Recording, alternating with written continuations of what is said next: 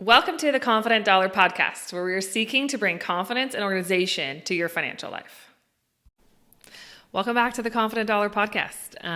Excited to have you guys back. Thanks for tuning in. I know it's been a little bit of time between getting these recorded. I took some time off during the holidays. My kids were off school and just wanted to take some time off to be with them and, do that refresher ready to start the new year. So we're back recording and have some good topics, I think, lined up for kind of the first part of the year to get us set and ready and moving forward for a successful 2024 with money. I'm starting today. We're going to talk about mastering your money mindset for your financial freedom. So I would assume you've heard money mindset being talked about or thrown around recently, as it's definitely been more of a trend when it comes to talking about money than I think previously. It's like you can have all the information in the world about what you should do with your money and still not do it. And it's like, okay, why? Like, where is that coming from? Why is that happening?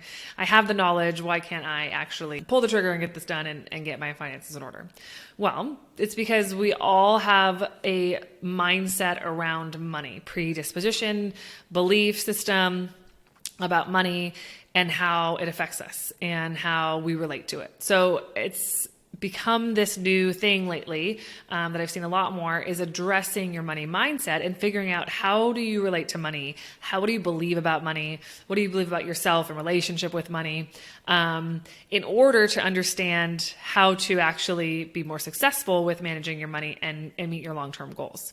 So again, today on the Confident Dollar Podcast, we are talking about your money mindset, the impact of money mindset on your finances, and how to assess your money mindset. So we're going to get into all of that. So yeah, thank you for joining. And I hope this is helpful for you as we kind of dive into this information. So impact of mindset on your money choices. Again, if knowledge was the only thing you needed to get this done, more people would be doing it, right? I mean, it's the same thing with eating healthy. Like, we know we need to eat healthy. We know it's important. We know it's important for our bodies, for our life, for our longevity. But then when the yummy thing's in front of us, we want to eat it and it's kind of like, never mind, forget it for right now, right? And then those can lead and stack and build habits that are unhealthy. And the same thing comes with money. Like, I'm sitting, if you're listening to this, what you probably should be doing, at least a little bit with your money. Maybe you don't know every step clearly, but a little bit. But you're not doing what you should be doing because it's hard to break out of the unhealthy cycle into the healthy cycle. Sometimes those first steps are the hardest. But a lot of that is just understanding why you view it that way. Getting past that first step is understanding yourself and what you view and what you believe. So our relationship with money is complex. It's been influenced by a lot of things. It's influenced by our culture and what we see, what we take in all the time. And when we take in so much information, we take in so much information we don't need. What other people are doing, how other people are spending, the cars they buy, the houses they buy. Our relationship with money is influenced by our beliefs, how we grew up, our experiences. It's shaped our lifestyle and our well-being and our view of money and our relationship with money. So it's kind of like, let's unwind that. Let's back up a bit and see, how were you raised? What did you hear talked about money? And how has that impacted you to this point when it comes to your financial goals? Because saving money isn't just about building wealth. It's about having financial freedom, which means, financial freedom is just like that peace of mind of knowing you are where you should be. And whatever those goals are for you. And that's going to look different for everybody. Having like security or just having just endless opportunities and things that you've been striving for. So Forbes actually noted that early experiences with money, such as just witnessing an argument about money, can trigger emotions or anxiety or resentment that you actually carry out through your life. So if you witnessed your parents arguing about money, or maybe it was a lot of like, we can't afford that, we can't afford that, we can't afford that, and maybe you did grow up with not much money or with a single mom who worked multiple jobs just to be able to afford to make ends meet. Those are things you carry throughout your life, and that's shaped how you view money. So it's really important to understand how you personally view money. And if you're married, it's especially also important to understand how your spouse views money, because money is a team effort. And if you don't understand each other and what you're playing with, basically, you're going to have a whole lot harder time reaching those goals. So you need to understand yourself, take some time to understand yourself, and, help understand your spouse and what they believe as well, how they were raised, what their thoughts are. So let's dive into a little bit of your mindset, understanding your money mindset. And I would say there's a kind of some questions or phrases I'm just going to pose to you of for you to think on and see how this, what you think about these specific things. So what do you think you can and cannot do with your money? Okay, think on that. How much money do you think you deserve? A lot, a little? Kind of answer that question. How do you believe you should manage your money? Are you, we've heard this, I'm a saver, I'm a spender, or some people are just super, they're givers. They love to share. What defines you? What would you say you are? Are you a saver or are you a spender? I've seen a lot of marriages and I feel like it's you have the clean one and you have the not clean one. I feel like a lot of times that is in marriage. It's you have the saver, you have the spender. One of you is probably one and your spouse is probably the other. So which one are you? And being none of these, or being one specific one of these is not better than the other. I would actually say all have their positives and negatives, because you're going to really tilt one way or the other, and the other way makes you uncomfortable.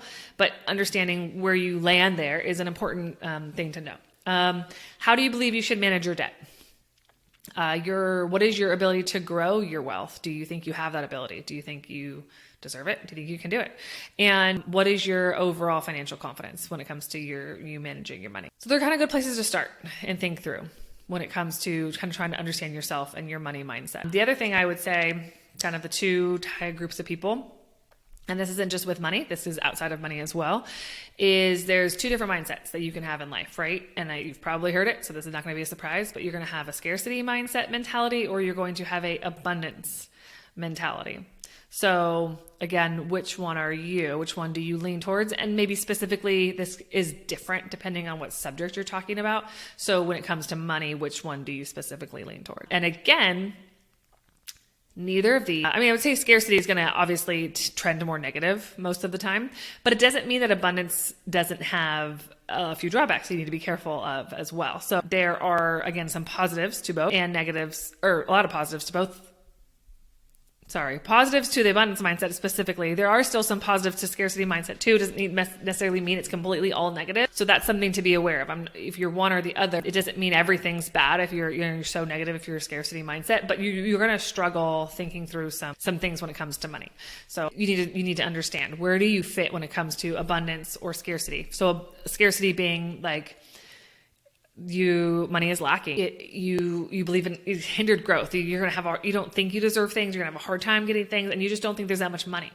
There's just not that much money out there. There's never enough money. You don't have enough money. It's too hard to make money. There's not that much possibilities of making money. You're just scarcity, right? You just don't think there's that much options for making money, or you don't feel like you have enough money. Where abundance mindset is, you believe there's a lot of opportunities. There's a lot of resources. There's a lot of money that's circulating, and you can get that money because there's a lot of opportunities to get that money. So you have this abundance mindset when it comes to money. And this is something that you can have if you own a business as well and you're trying to get clients, right? There's not a lot of clients and there's too much competition, or there's a lot of people to go around, and we can all have our share because we all attract something different. So this carries over to different parts of our life, but you need to understand how you view it when it comes to money in your mind. And knowing this about yourself and knowing where you fall in these categories will help you understand how it's impacting your decision making when it comes to money, or when it comes to job opportunities, when it comes to making money. A negative mindset around money is going to lead to unhealthy habits and cycles of debt and just affecting your overall well-being, anxiety, stress around money, right? Because you have this negative mindset all the time. It's never good. It's always bad. And sometimes that's even because you think money's bad, because you think you shouldn't have that much money, that money is the root of all evil, that money is bad, which is not necessarily true. Money is not good. Money is not bad. Money is neutral. You can do bad things with money.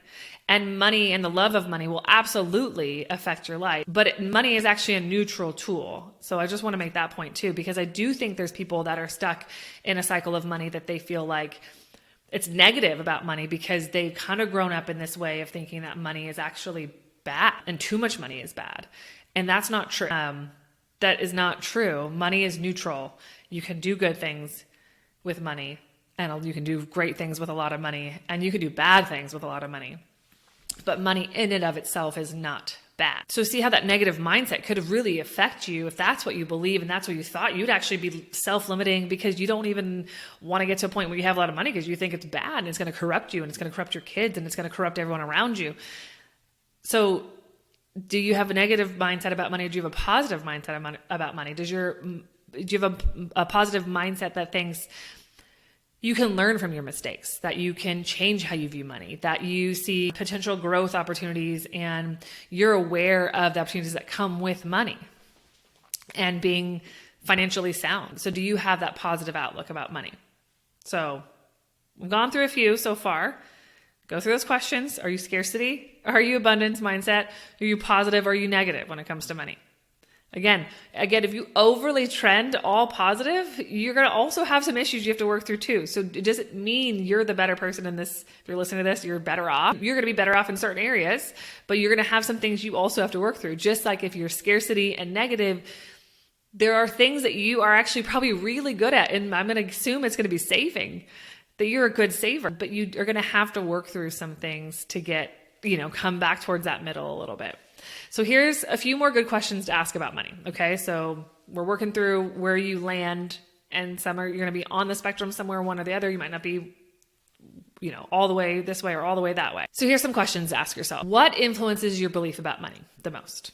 Is it your upbringing? Is it your friends you currently hang out with? Is it your belief structure? Is it, what influences your belief about money the most? I'm sure you've heard, and I'm not gonna be able to quote the exact statistics on this, but the people we hang around are very important in this aspect, really life in general, but also when it comes to how you, and again, I don't know the exact numbers, but I remember seeing that there's like these crazy things about if you hang out with high performers, you perform, maybe 15% better than you would have. And if you hang out with low performers, you perform like 30% lower than you would have. And again, don't quote me on those exact percentages, but basically showing the power, the study showing the power of who you surround yourself with and how it impacts your life. So is that impacting your money beliefs too? How do you feel about spending money? Do you get anxiety over spending money? Are you super relaxed about spending money? Is every time you have to make a purchase, you're like it just grips your heart a little bit, or not, or you don't feel that?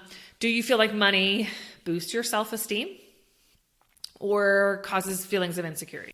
Does it make you excited or do they make you anxious? Do you have a history of making good financial decisions? Or if not, why do you think? Do you make a lot of mistakes financially? When it comes to addressing money, do you hesitate to address money? You don't really want to think about it. You don't want to talk about it. You don't want to deal, or, you're happy to talk about it. Let's say you loaned someone money. Okay. Would you keep the friendship over demanding a repayment? Or are you someone who's like, I don't care. They don't pay me. They're not my friend ever again. So, how would that situation? Are you someone who's prone to impulse buying, instant, retail therapy, emotional spending? And do you buy something because it's just on sale, but you didn't need it at all? If you came across that, how would you react? Okay. So some questions I want you to think through and answer when it comes to, what do you think about money? Okay.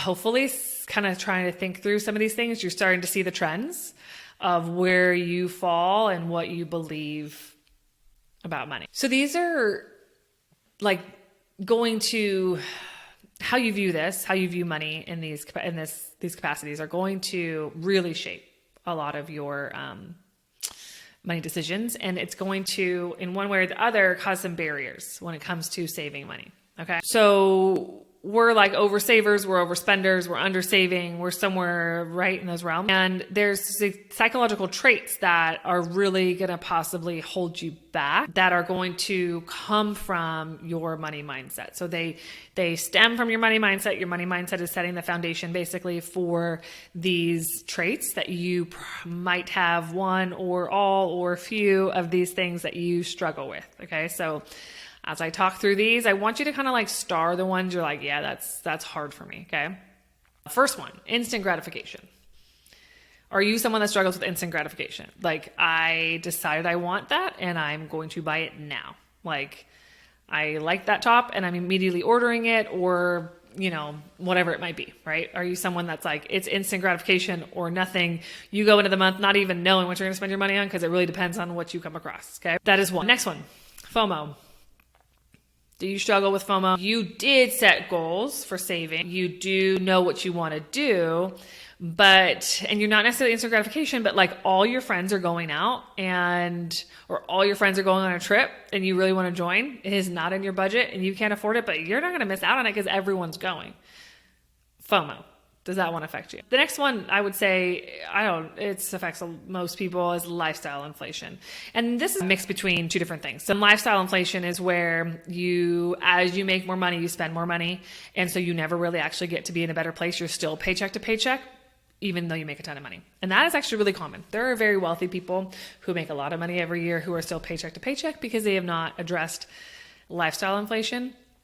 And there's kind of two sides to this. There's an element of lifestyle inflation that's going to be necessary, right? Like if you have extreme money goals and you've experienced having to be extreme saver and you're on a very strict budget, you're going to inflate your lifestyle because you need to inflate your lifestyle as you make more money once you reach certain goals, because that type of lifestyle wasn't like, it's not realistic long-term, right? Like, so that's okay. Like you can't say an unrealistic budget. You can scrap and save and get down there when you're in the serious, like grind of it. But when you come out of it, specifically people who are getting out of debt, right? You go scrap, save, super tight budget to get yourself out of debt. And once you come out of debt and you are a little bit better at spending your money, you're going to increase maybe how much you eat out, or you might add some things. As long as you don't go crazy and go back into debt, you need to increase your lifestyle a little bit.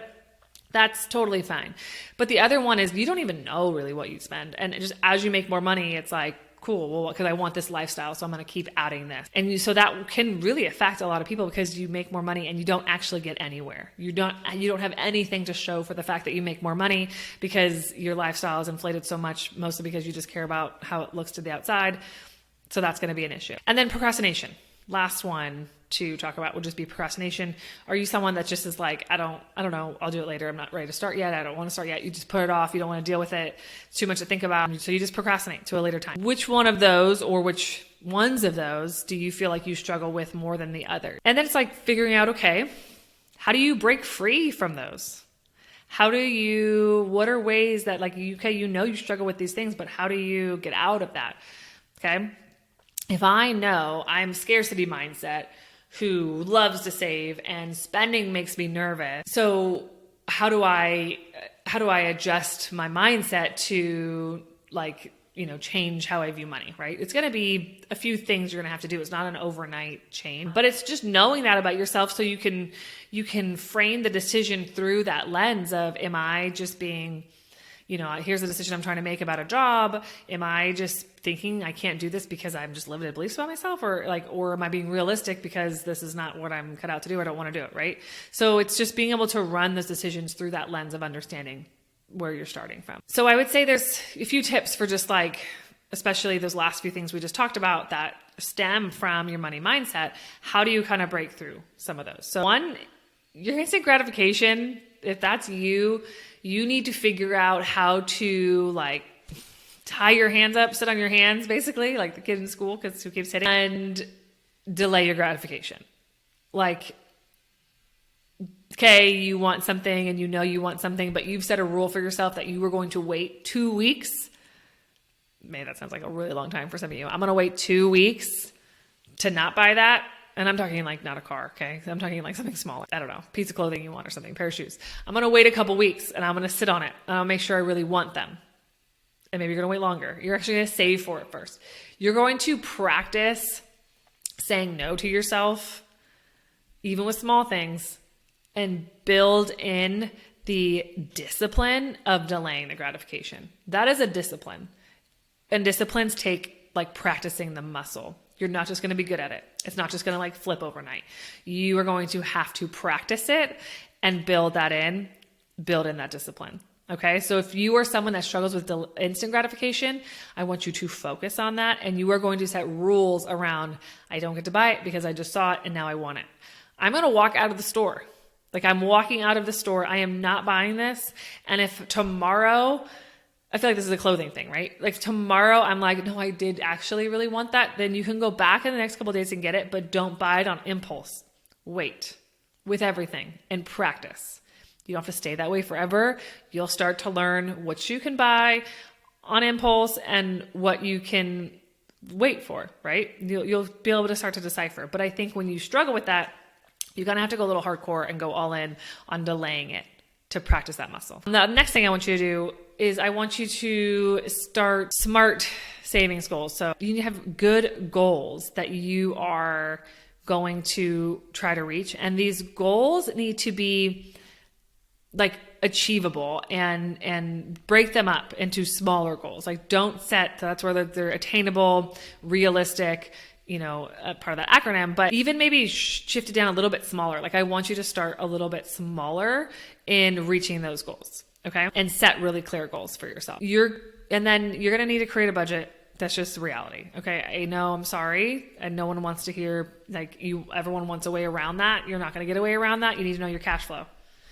You absolutely need to know your cash flow of what's coming in and what's going out. Because if you don't know your cash flow, you'll never hit your goals. You won't, because you don't even know what you're working with and you don't even know where it's going. So you have to work on your cash flow. Absolutely. And then another just small change you can make is just automate your savings and pay yourself first. So here's if you know now what your mindset is and you know the things you struggle with, pick a couple things, small things that you can work on to help push through some of those mindset issues you have that make you just a little bit uncomfortable and just grow you a little bit. And then do it again in a few months. Push yourself a little bit more for a little bit more uncomfortable and do it again and do it again and do it again until you shift some of those mindset things that are holding you back from getting to where you want to be.